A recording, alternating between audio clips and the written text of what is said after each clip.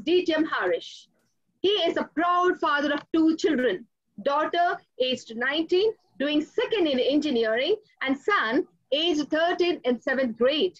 DTM Harish is a very seasonal Toastmaster, conducted various workshops on emotional intelligence, and eloquent speaker. He's a former area District 769, Director 69. He is very passionate public speaker. I welcome you, sir, to this panel.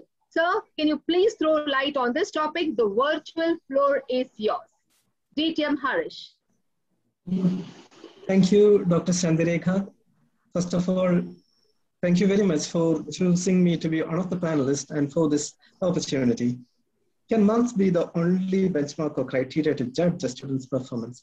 Let me narrate an experience from life. I am, in my family, there are 4 children. I am the youngest. My eldest brother, I think he's listening to the speech for the first time. He's attending a Toastmasters meeting, and he's 7 years elder to me. He joined school, and when he joined school, there was a classmate. His name was Ashokan. 7 years after he joined in first standard, I joined the same school. And then it took me 7 more years to reach the 7th standard. And before I reached the 7th standard, the same Ashokan, who was my elder brother's classmate, became my classmate as well. And the day I cleared my 7th standard exam, and I was graduating to go to the high school, Ashokan made a decision to drop out from school, because some teachers told him that studying in the same school for 14 years and not reaching even to 7th grade, it looks like studies is not meant for him. And today, Ashokan is a very successful businessman. And many of the students who are as bright academically as Ashokan, they work for Ashokan. So, had marks been the perfect benchmark to judge a student's performance, Ashokan's story wouldn't have turned out like this.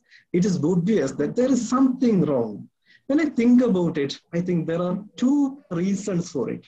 First is, what marks measures are not things that are really relevant.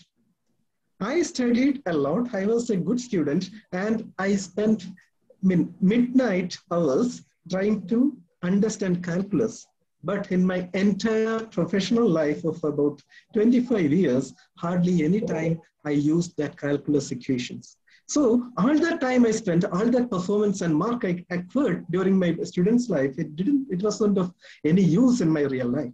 And we can see that even companies, they recruit from colleges, what they do, they put them into training in order to equip them with the skills that the companies they really need. So I told my students, dear children, getting marks is not really important because it will not help you much. And life, there are certain other things. Then the students told me, it's not so bad. If I don't get good marks, I will not get admission in good schools. In which case, companies will not hire me in the first place. For that, I need to learn things by rote and exactly reproduce whatever that is given in the textbook. This is the second system, the second issue in our education system, because the way the marks is measured, it is ridiculous. So for 2 reasons, I think the proposition is, the answer to the proposition is a resounding no, because the marks, first of all, doesn't measure the relevant stuff. And second thing, in cases where it may be measuring the relevance stuff like basic mathematics and all, it doesn't measure it the right way because the emphasis is on learning by rote. For these 2 reasons, I'm fully convinced that as the marks as of today, it doesn't give a clear picture of the student's performance, and there are umpteen stories about it that we can cite. With that, over to Dr. Chandirekha. Thank you.